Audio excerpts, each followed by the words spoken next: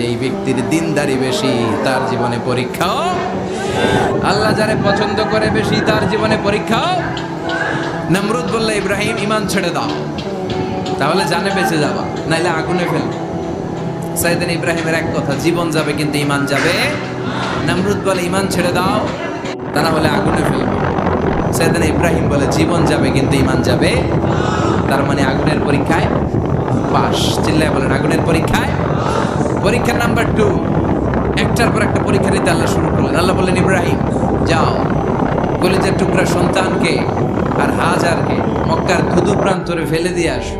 ওখানে মানুষ নাই, প্রাণী নাই, জনমানব শূন্য, দেখি আমার কদ্দুর ভালোবাসো। বলতে দেরি, টু শব্দ নাই, মরুভূমিতে ফেলে দিয়ে আসলেন। তার মানে পরীক্ষা নাম্বার 2তেও, কথা বলেন, 2তেও। পরীক্ষা নাম্বার 3, আল্লাহ বললেন, ইব্রাহিম দেখি তোমার হৃদয় আমার